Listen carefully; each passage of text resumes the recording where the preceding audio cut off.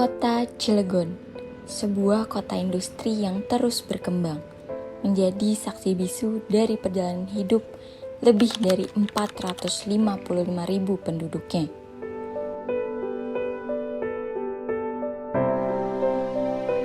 Pada tahun 2024, Cilegon berdiri kokoh dengan perekonomian yang bertumpu pada anggaran pendapatan dan belanja daerah atau APBD sebesar 2,32 triliun.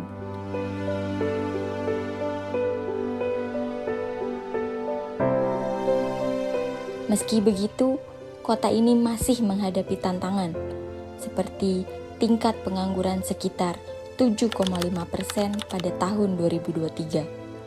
Namun, harapan tetap ada dengan lebih dari 207.000 pekerja yang setiap harinya menggerakkan roda perekonomian.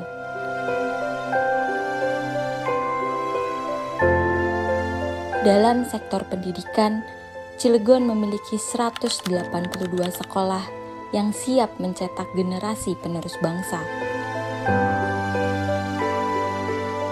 Tidak ketinggalan, kota ini juga menjadi pusat aktivitas ekonomi dengan 6 pasar dan 4 mal. Selain menjadi pusat industri, Cilegon juga memiliki pesona wisata yang tak kalah menarik. Salah satu destinasi yang dapat dikunjungi adalah Pulau Merak, yang terdiri dari Pulau Merak Besar dan Pulau Merak Kecil. Dengan potensi wisata yang ada, Cilegon tidak hanya menjadi kota industri, tetapi juga destinasi wisata yang layak untuk dikunjungi.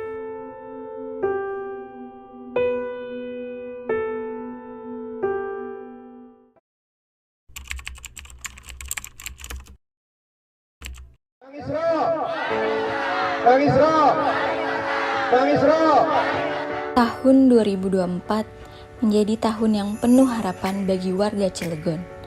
Pilkada yang akan datang menghadirkan sosok pemimpin baru yang siap membawa perubahan.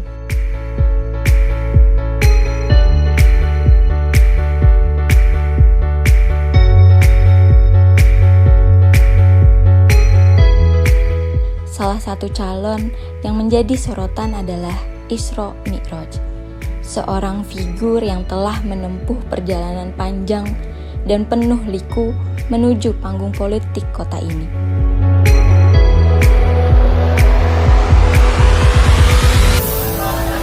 Anak rakyat, Kang Isro.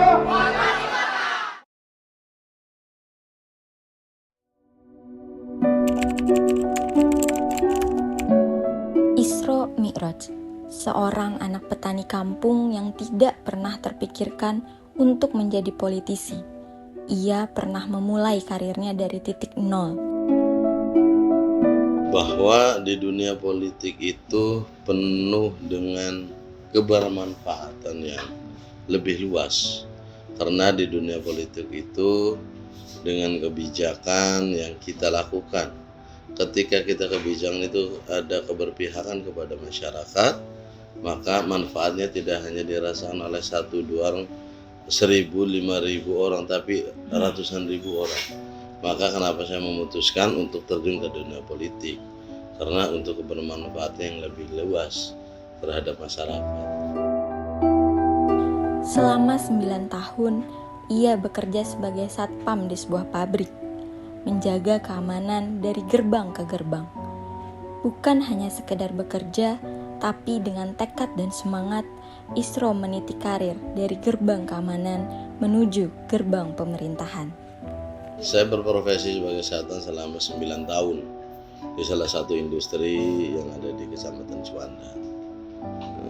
Kemudian itu menjadi motivasi saya bahwa saya harus bekali ilmu pengetahuan dan harus terjun ke masyarakat dengan kegiatan-kegiatan sosial, sehingga dari awal mulai itulah saya bisa terjun ke dunia politik.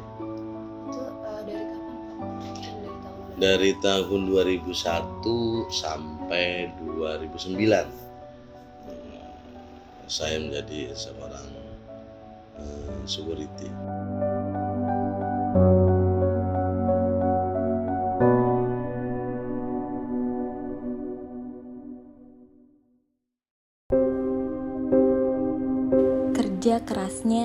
tidak berhenti di situ.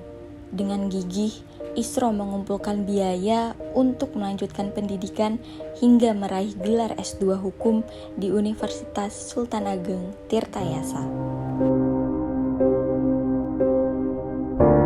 Pada saat saya dapat kerja, saya langsung kuliah. Sehingga karena orang tua nggak mampu, maka begitu saya dapat pekerjaan, saya biayai diri sendiri untuk coba kuliah. Karena pada saat itu orang tua nggak mampu membiayai saya, sehingga harus kerja dulu, itu baru kuliah. Setelah menyelesaikan pendidikannya, Isro mulai berkecimpung di dunia politik. Ia bergabung dengan organisasi masyarakat MKGR dan menjadi ketuanya. Tidak lama kemudian, ia melanjutkan karir politiknya di DPD Kota Cilegon, dan ia menjabat sebagai Sekretaris DPD 2 Partai Golkar Kota Cilegon. Saya mengenal Pak Isro itu adalah seorang kader Partai Golkar yang memang baik, karena aktif di Partai Golkar itu dari nol kira-kira. Saya mengenal beliau karena saya juga sama-sama terlahir dari Partai Golkar tingkat kecamatan. Pak Isro itu sebelumnya adalah sekretaris pengurus kecamatan Partai Golkar Kecamatan Juanda. Kemudian menjadi ketua pengurus kecamatan Partai Golkar Kecamatan Juanda, yang kemudian hari ini beliau sebagai sekretaris DPD Golkar Kota Cilegon. Tentu saya melihat beliau ini adalah salah satu kader yang terbaik, yang memang perjalanan organisasi di Partai Golkarnya memang dimulai dari nol, dari bawah.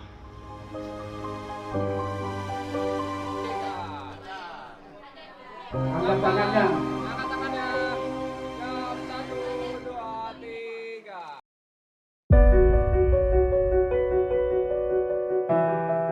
Pada periode 2019 sampai 2024, Isro Mi'raj menjabat sebagai Ketua DPRD Kota Cilegon.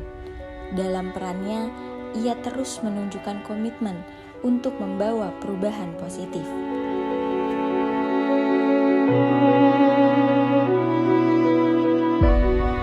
Saya mendampingi beliau hampir dari tahun 2021 sebagai tenaga ahli Ketua DPRD Kota Cilegon. Pertama, Pak Isro sebagai Ketua DPRD adalah orang yang bisa memberikan sebuah kenyamanan bagi seluruh anggota DPRD, karena memang di dalam DPRD ini kan ada beberapa partai politik, sehingga kadang-kadang antara anggota dewan yang satu dengan anggota dewan yang lain ini berbeda pandangan, berbeda fatsum partainya, tetapi ketika berkumpul di dalam sebuah kantor DPRD, mereka semuanya patuh terhadap peraturan yang sudah disepakati bersama, dan ini sosok kepemimpinan Pak Isro dalam bertugas sebagai Ketua DPRD. Jadi saya kira beliau adalah sosok yang bisa menyatukan semua anggota dewan dari 40 orang itu. Kalau Pak Isro sudah berbicara, maka semuanya insya Allah akan paham dan mau ikut bersama-sama.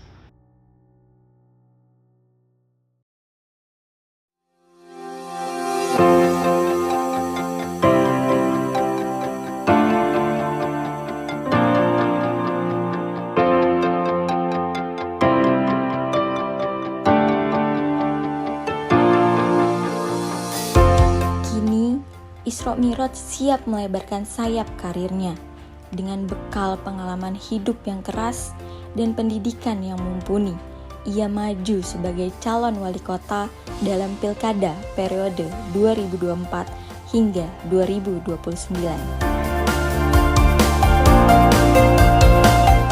Harapan saya bagaimana dalam membangun kota Cilegon untuk ada niat dan tertuang dalam visi misi. Di dalamnya tentu kita mengacu pada RPJMN, rencana jangka panjang nasional menuju Indonesia Emas 2045, dan tidak juga keluar dari RPJMD provinsi dan kabupaten kota, terutama khususnya kota Cilegon yang menjadi ujung Pulau Jawa harus bisa berkooperatif, dan tentu di dalamnya banyak elemen masyarakat harus terlibat.